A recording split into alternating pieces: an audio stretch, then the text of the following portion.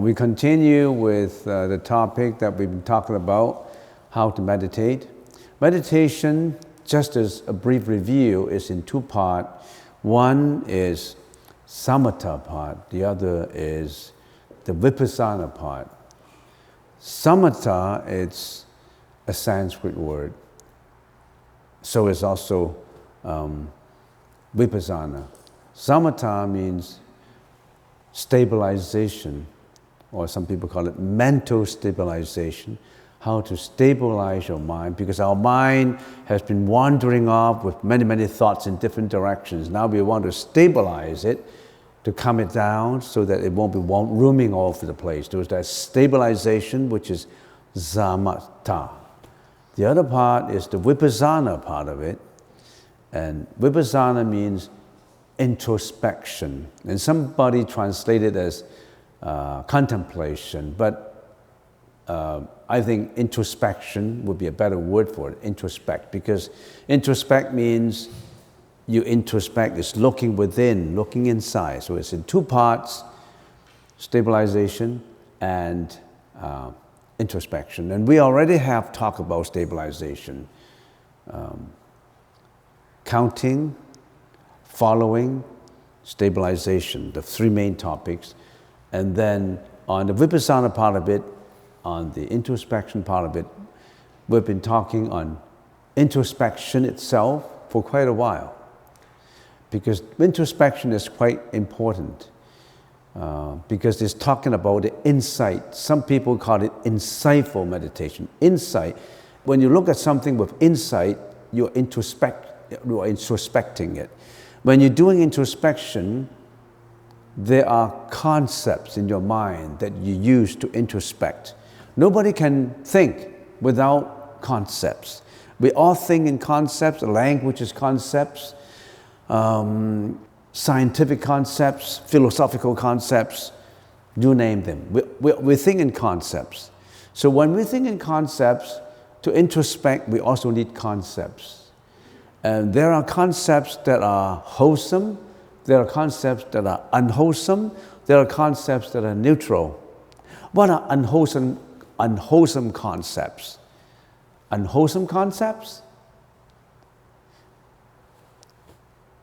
Being selfish, not compassionate, killing, lying, sexual misconduct. Oh, lots of all these concepts. Egoistic concepts. So you have to introspect with the right concepts. And that's the reason why the Buddha gave out a lot of concepts. We call them Buddhist concepts.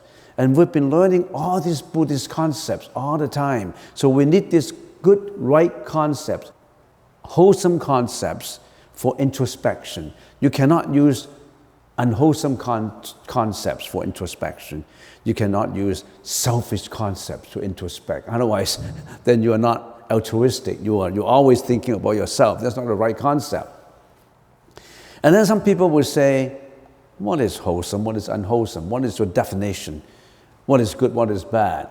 What would be good to you could be bad to me. I'm looking at only money.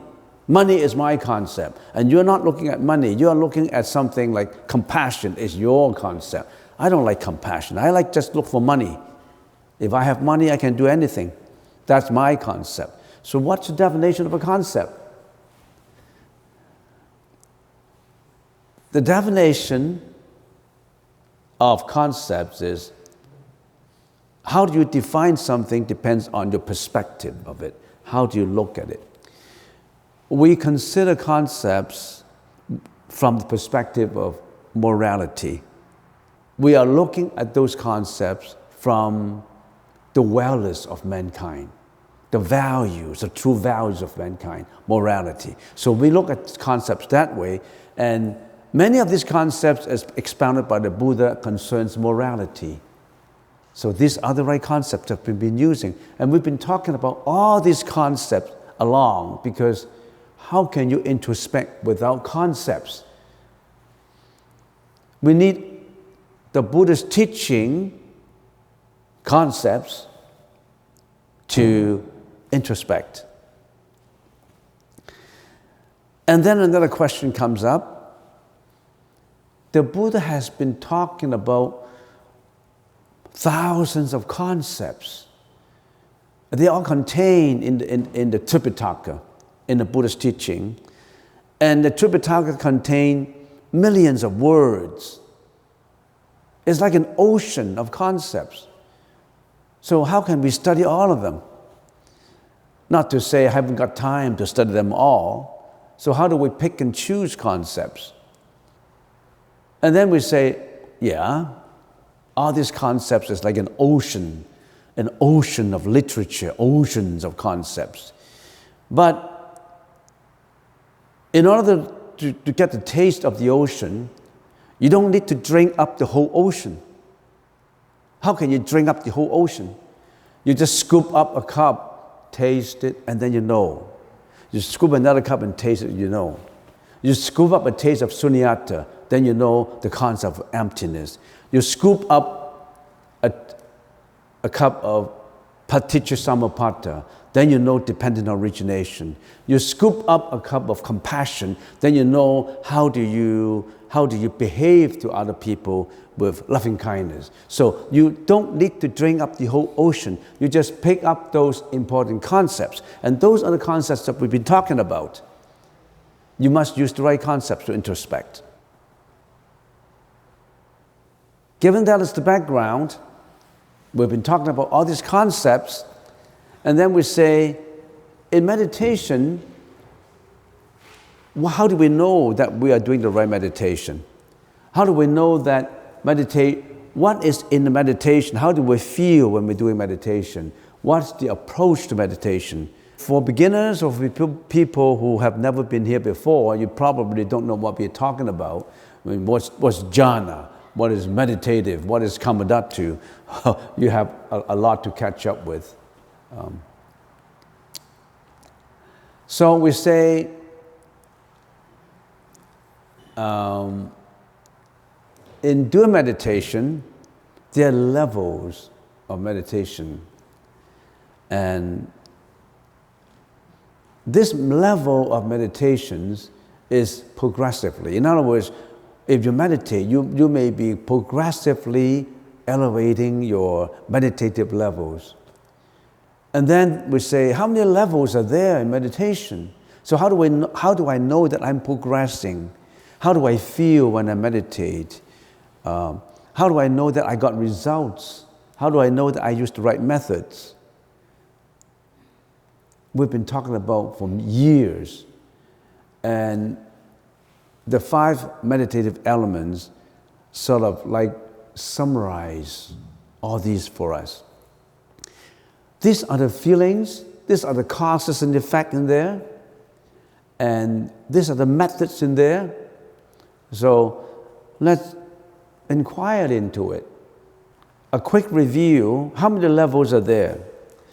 We start with Kamadattu Samadhi, and then we meditate, we're doing introspection, we're doing stabilization, and then we go higher and higher, we go up to Anagamiya Samadhi, which is a higher level. And then we go another higher level to the Rupadattu Samadhi, and Rupadattu Samadhi contains the first jhana, second jhana, third jhana, and fourth jhana. And then we go a higher level to Arupadattu Samadhi, and all these levels. We're going through all these levels. And which level are we now? Which level are we now? Maybe, what's the highest level in this world, in our world? Do you know that there are 3 strata of the universe, if we call it universe? We are living in here. We are the lower level, world with materiality and desire. We're living in this world with materials, materiality. We're looking for materiality. We're always attached to materiality. And we always have these desires that we have, insatiable desires, sensual desires. We're living in here, and for those in the middle of all these desires and materiality, we practice meditation, and the highest meditation you can achieve is Kamadattu Samadhi. Kamadattu Samadhi. And then we go a high level to Anagamiya Samadhi. This is the level. And then maybe I should just stop a little bit at this point. What do we mean by samadhi? What do we mean by jhana? Do you know what a samadhi is? You arrive at a samadhi. What is samadhi? Samadhi is explained in the common English language. It's a mental equilibrium that is balancing your rational mind with your emotional mind. Our emotional mind, just to put it very simply, our emotional mind is always in control of our rational mind. That's the reason why we get greedy, we get jealousy, hatred, ignorance, you name them, all these because of all this out of equilibrium. And samadhi is arriving at a mental equilibrium, which means that it is at a tranquility of the mind. That is the effect of it. That is samadhi. And this jhana, first jhana, second jhana, what is jhana? In the Sanskrit language, it is dhyana. What is jhana? Jhana is like a measuring unit. It measures your level. Oh, your first jhana level, second jhana level, third jhana level. Measure your samadhi. Measure what level you are at your samadhi. Right now, we're not even in here. Right now, we're not even in first jhana. We're two kindergarten. We're two grade 1. We're kindergarten right here. And even kindergarten, have you arrived at Kamadattva Samadhi? How do I know I have Kamadattva Samadhi? How do I know I have Anagamya Samadhi? How do I know I'm in the first jhana, second jhana, third jhana, fourth jhana? How do I know? We will know if we know this. If we know all these, then we know what level we are at. The first one is inquiry. The second one is inference, comfort, contentment, and stillness of the mind. These are the elements to understand the method and the effect. And I like to go one step further. A gradual withdrawal of citta and rise to first jhana. Citta is your emotional mind. So if we are at Kamadattva Samadhi, which is the beginner's level, as we said in beginner's level, these are the elements that you will experience. In other words, you will have inquiry, you have inference, you have comfort, you have mental contentment. In meditation, we said we use Anapanasati, the breath, the 3 A's of meditation. You know all those. You really stick to them. You're persistent with them. You're faithful to all these methods, and then you gradually, you would have all these elements. You will experience all these elements in this samadhi. You experience them. And then if you go a higher level, you will experience one more. You experience the stillness of mind. In other words, at the lower level, you will have these experiences.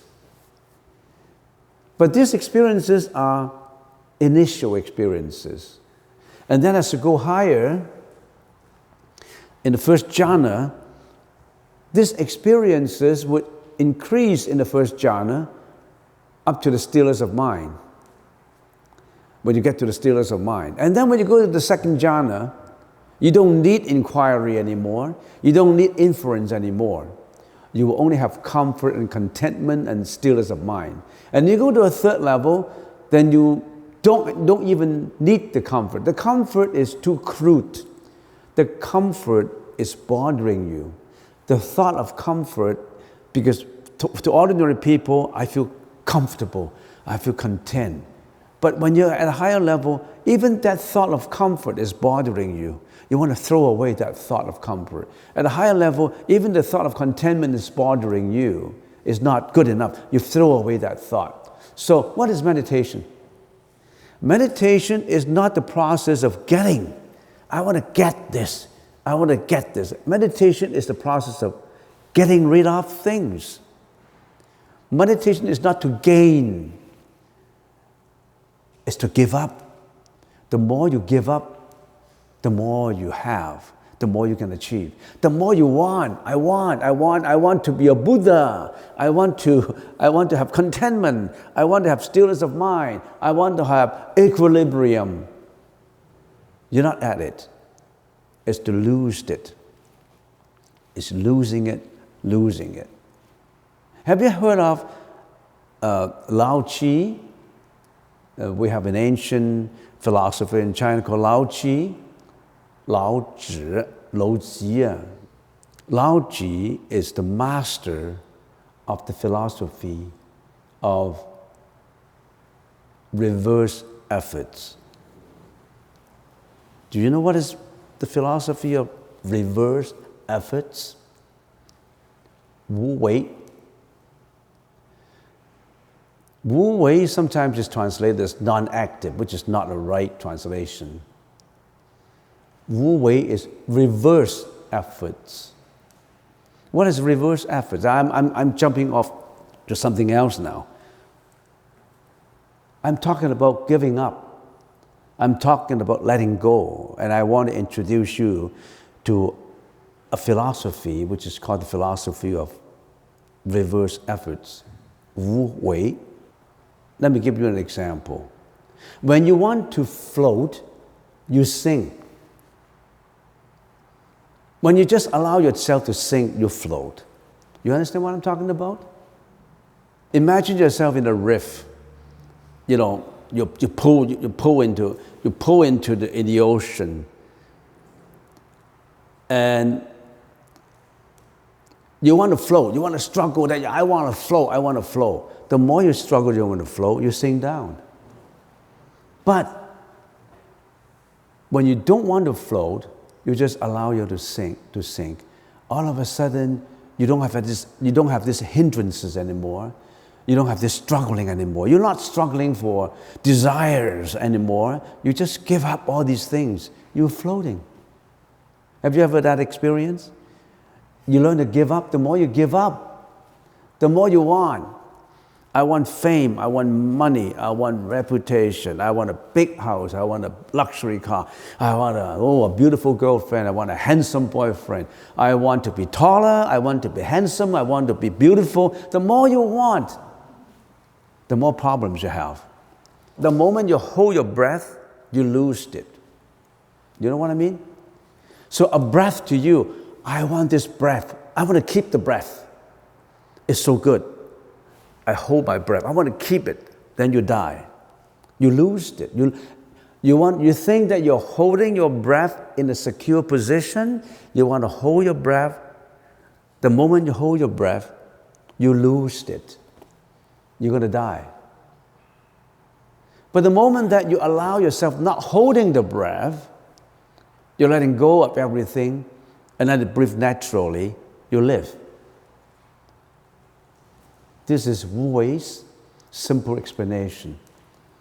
So in meditation, you're not gaining things. If people tell you, oh, when you do meditation, you'll be healthy, you'll be peaceful, you'll be suppressing your depression, you'll be controlling you're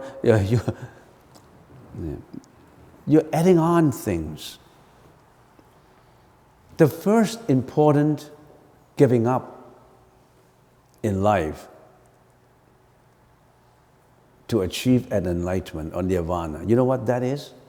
The first very important, it's a critical giving up. A giving up that most people cannot do. You know what that giving up is?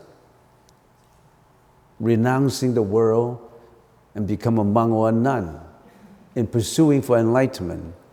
There are people who do it. Can you do it? No, you can't. How can I do it?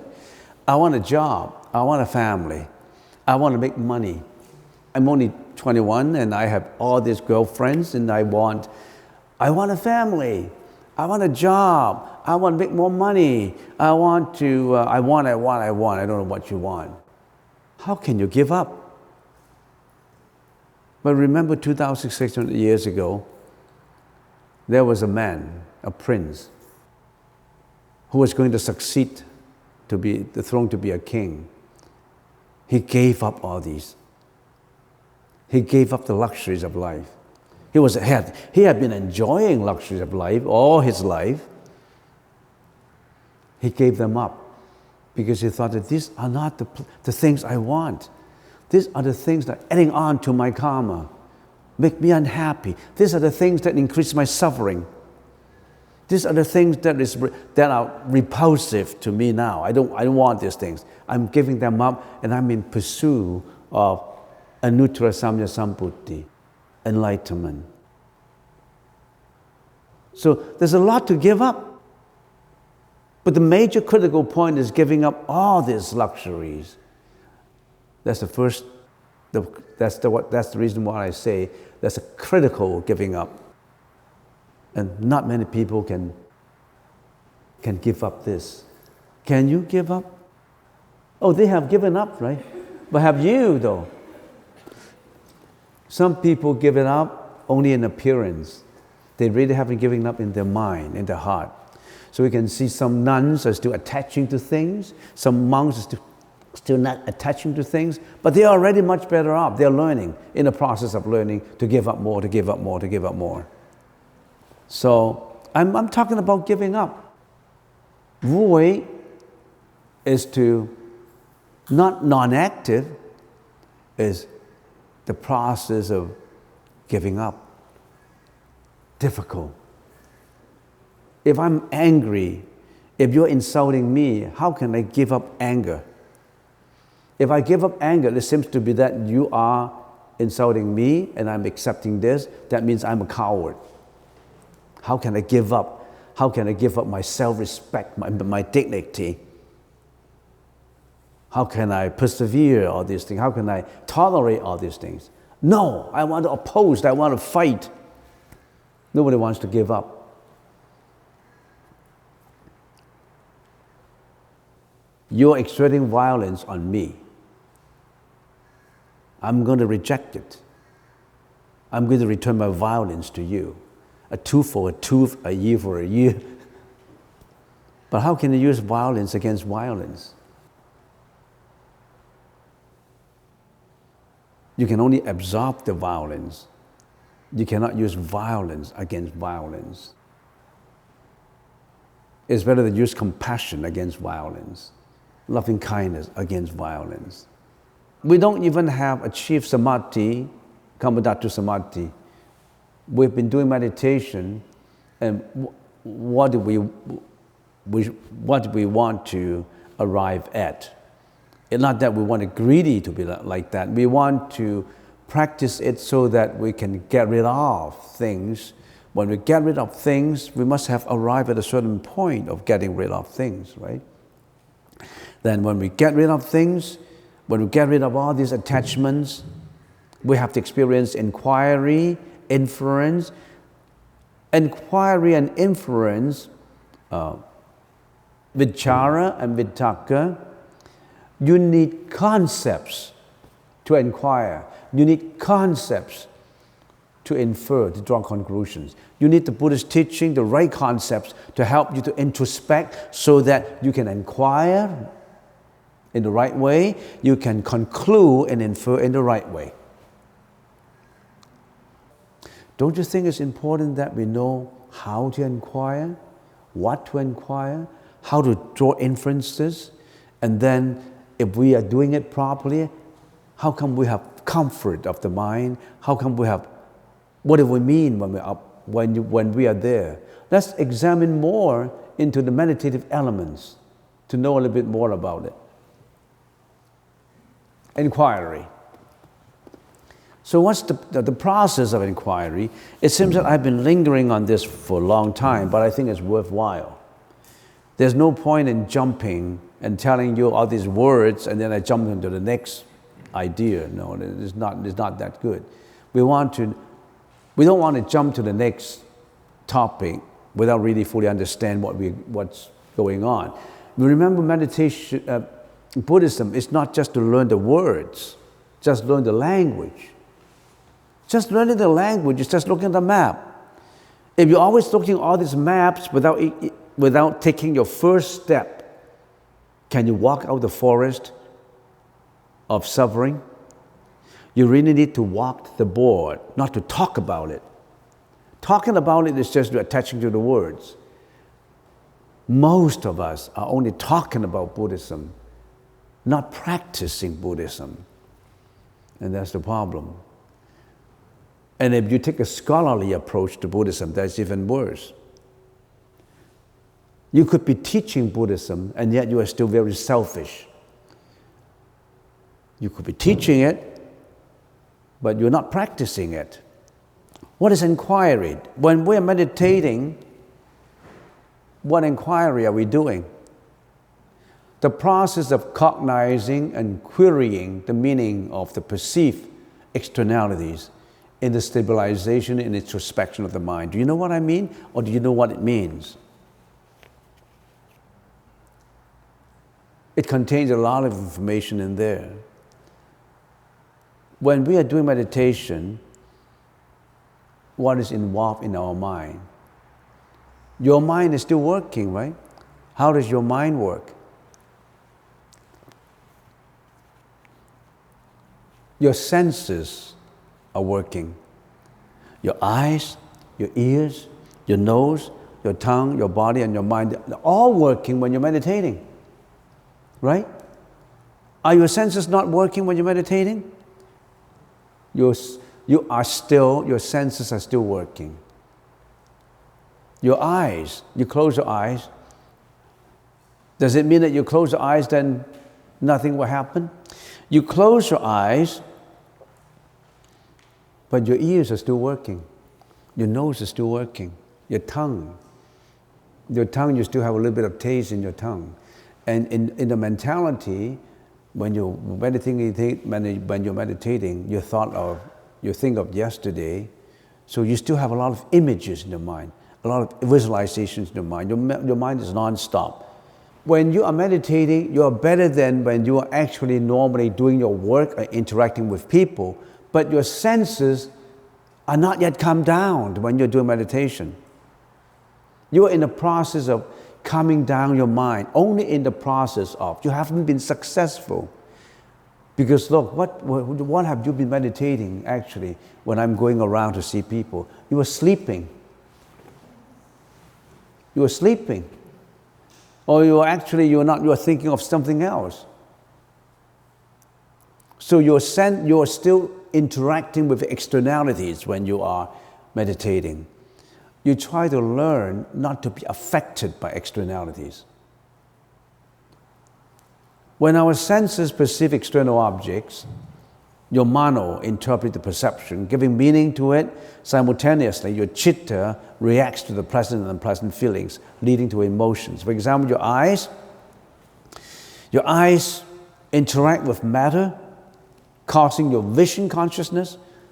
You personalize the sensual object arising sensual desire. But when you're meditating, you're better off because you're closing your eyes. When you're not meditating, when you're walking outside, a man sees a woman, or a woman sees a man, it could be a sensual object, it could arouse sensual desire in their mind, with the eyes. Your eyes see things, you're attached to things, you love things, you hate things. But when you're meditating, you're better off. So in other words, a lesson that we learn, every Saturday you come here, at least you have half an hour of time when you are training yourself. You train your eyes not to attach to externalities. You see the value of coming for meditation? You are going through a session of training in which you don't allow your eyes to be affected by externalities. It's valuable experience. But how many people do it? You did it today. You are trying to get up your senses and trying to know something about your own senses, and don't let your senses to go astray. Usually, normally, habitually, we allow our senses to go habitually into different directions. For example, when you're being insulted, your ears listening to insulting words, you arouse anger in you. When you listen to complimentary words, you feel happy. You react to it with emotions. When your nose smell, pungent smell, you dislike it, or good fragrance, you like it. With your tongue, indulge in meat eating because your tongue likes the taste. Your tongue like the taste of hamburger, steak, beef, ducks, pork. So that's the reason why they kill those animals for you, because you like to buy them. Because your tongue like to taste fat of animal. That's why all your tongue, your body, everything you attach. Your body attached to material luxuries, your mind attaching to past memories, arousing resentment or regret. All these senses, when you are coming for meditation, you learn how to put them under control. Isn't it a valuable experiences? You don't have that training when you're out there. When you're performing your work, when you're interacting outside, you don't have that. But now, every Saturday at least, but when you are meditating in here, do you know that the time is valuable? Don't go to sleep. Don't go to sleep because you're losing your time that you should be training your mind. That's a mind training session. Training your own mind not to be affected by externalities. Your mind has been affected by externalities all the time. The process of cognizing and querying, then when you're being attached to it, you say, no, I shouldn't be. I don't want to be attached by it. I don't want to attach to it. And then at the same time, when you are doing all this cognizing and querying with the right concepts, when you are interacting, you're also drawing conclusions based on the right introspection in the awakening of the mind. All the time you are drawing conclusions in your mind. You may not realize it. You will stigmatize things. You evaluate everything. We've been wearing all these opinionated, tainted glasses to look at things. This is good, this is bad, tall and short, rich and poor. Very dualistic in your evaluation. Putting all your judgment into it, good or bad judgment. You're drawing inferences from it. You're forming your opinions about it. You are doing that even in your meditation. You've been doing that habitually when you are interacting, but you're doing that in your meditation. And just to go a little deeper into just first and second inquiry and inference, this is what we do when we're doing meditation. When you're meditating, a thought comes up. A thought of anxiety, a thought of fear, a thought of guilt, a thought of ignorance, a thought of, I don't know what kind of thought. You have a thought comes up in your meditation. You're not concentrating on your breath now. Alan just said that, okay, we have the 3 A's of meditation. The second is adjustment of the breath. So we are actually putting our focus on the in and out breath. The breath is coming in, going out. So we focus on that, the breath in and out. But most of the time, you're not doing that. You're dreaming away. You're thinking of something else. When you're sitting in there, you're not faithfully following breath in, breath out, breath in. You're not faithfully following as if you are a little minute microscopic monkey stick in your nostril, feeling the air in and out, in and out. You are thinking of many things. You're not following. Most of you, you're not following what Alan has been talking about, this adjustment to the breath. Even if you follow, maybe for the first 1 minute, and then you dream away. You thought about yesterday, you worry about the future, your minds are all over the place, I don't know where they are. Or could be you're sleeping. Your mind is in drowsiness. You are sleeping. Your mind is all over the place. Not even, if it's not in sleepiness, I don't know. You know. Do you know why that you know that your mind is not focusing on the breath?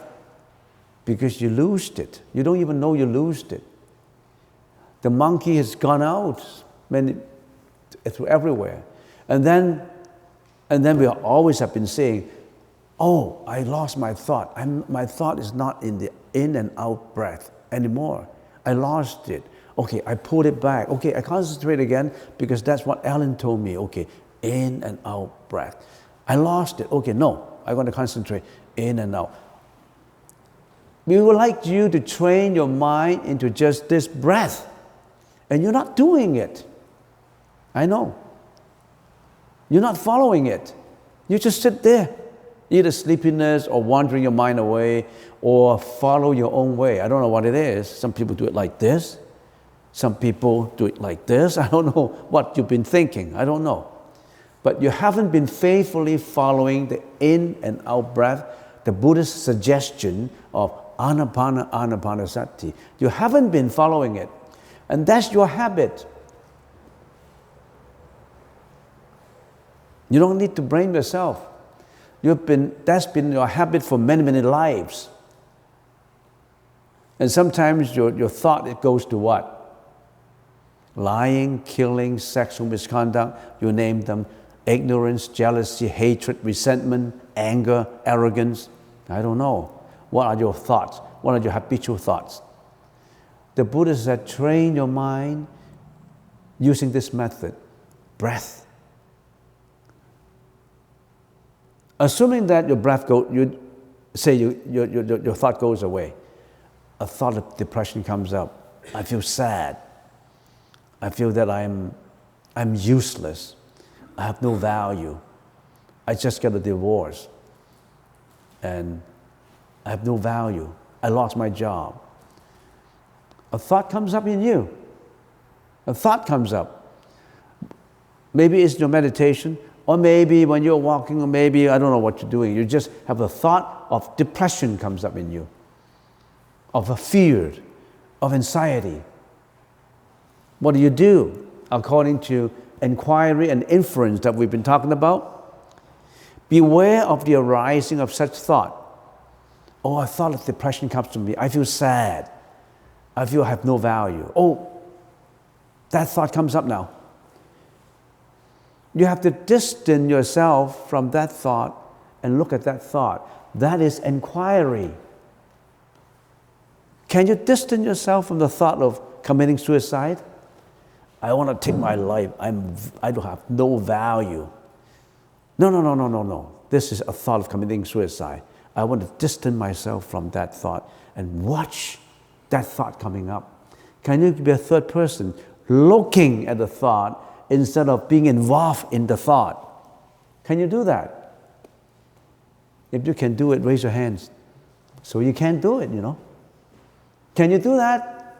If you have a thought of committing suicide coming up in your thought, you say, no, this is a thought. I don't want to be involved in the thought. Most people can't do it. A thought of greediness comes up. A thought of anger comes up. I want to yell. I want to fight. I was bullied at school to teenagers. I felt angry. I want to fight back. And then you have the anger coming up. Can you say, this is a thought of anger. I'm not going to be angry. I'm just looking at that anger. Can you do it like that? Difficult. So you be mindful of your own thought. That's what we call mindfulness. If you call it mindfulness. But mindfulness is not a good translation. Learning meditation is to get rid of thought. How can you fill up your mind with thought? Mindful is your mind fill up with something is mindful. So we better say, be aware of the thought, not be mindful of. Mindful is fill up your mind with something, is full. Fill up your mind fully with thoughts. That's not a good translation. It should be just be aware of the thought. Watch the thought coming up. So you beware of the arising of the thought of anger, arising of the thought of arrogance, arising of the thought of depression, fear, anxiety. Can you be aware of it? You distance yourself from it and look at the thought. That is what we call in the 5 elements, we call it inquiry. You need to inquire about this. You need to analyze it, investigate it. Don't get involved with it. All right? And then third, you watch the thought with the 4 introspections. Not just be a third person, you want to investigate and analyze the thought with the 4 introspections. What do we mean by the 4 introspections? Let's explain the 4 introspections. How do we watch the thought with the 4 introspection, with analysis? Not to be involved with it, but just watched it and analyzed it and investigate about it. Okay, let's finish it. And a thought of emotion, such as depression, arises in the mind.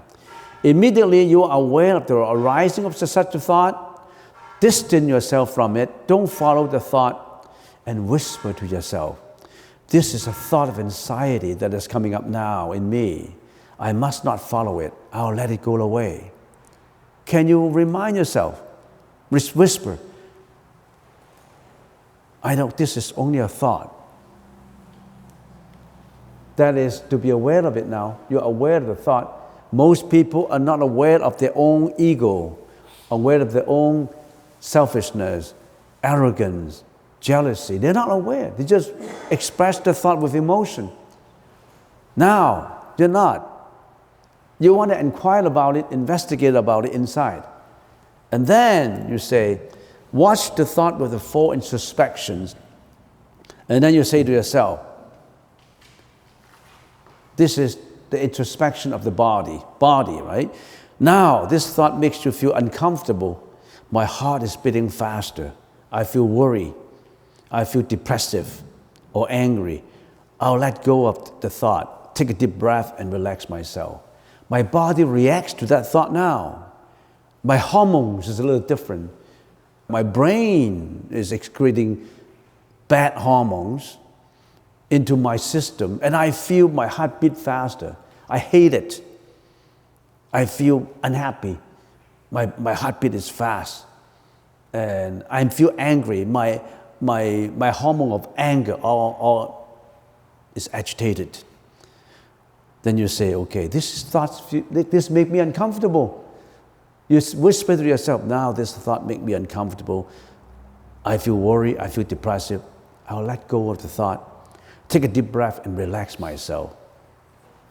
This is the body introspection. Body introspection. And then the next is the feeling introspection.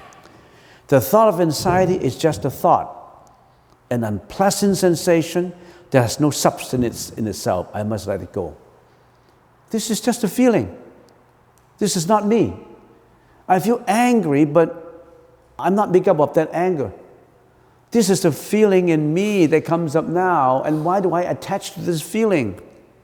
Why do I make myself angry by attaching, reacting to this anger? This is only a feeling. Why do I identify myself with this feeling? Am I selfish?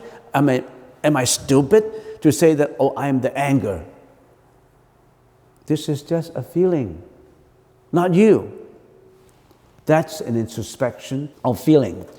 And then the next, this thought is only temporary. It won't stay long. It is not eternal. It comes and goes. Why do I have to remember this when something is coming and going? I shouldn't, right? This is impermanent. And this is the introspection of impermanence. You know that this is impermanent. If I don't attach to it, this thought, this feeling of anger, this feeling of depression, this feeling of confusion is not 24/7. It comes and goes. Why do I have to attach to it? It comes and goes. It's not me. It's impermanent. So is everything is impermanent. This is a thought, introspection of impermanence. Then you say, This thought is not me. I'm not the thought. Neither am I the feeling. I must not let it affect me. Let it go. This is the introspection of non-self. How can I identify myself with this depression? This is just a bodily excretion of anger hormones. This is a body sensation of feeling angry. This is fleeting and impermanent and not always existing. And this thought is not even me. Why do I have to identify this thought with me? So these are the 4 introspections that really have to inquire. Remember I talked about the 5 elements? The first one is vichara, which is inquiry. The second one is inference, which is vitakka, inference. So you're drawing the conclusion, no, I'm not going to be depressive anymore because this depression is not me. This fear is not me. Why do I have to identify this with me? So I draw a conclusion. This thought is just a thought. It's not me. Why do I have to suffer from something that is not me? So you're drawing a conclusion, an inference. You remember I talked about the 5 elements? Inquiry and inference? These are the 2 things that work in your mind that you need to analyze it and tell yourself you need to be the mentor of your own troubles. Don't rely on a doctor to tell you, to give you medicine, suppressive, antidepressant to suppress your depression. That only cure the branches and not the roots. You got to throw it away. You got to throw it away. You got to take away the bad roots, not the bad branches. If you don't cure the roots, you can never get it cured. This is not me. Can you do that? So I have finished explaining to you inquiry and inference that works in your mind. Every time when you have a thought coming up, that is how you analyze it and put yourself in the right perspective. And if you train that all the time, what happened? If you're training yourself inquiry and inference, in the Pali language is vichara and vitakka, what comes up? Wonders will come up. You know what wonders will come up? The remaining 3, comfort, mental contentment, mental equilibrium, will all come up.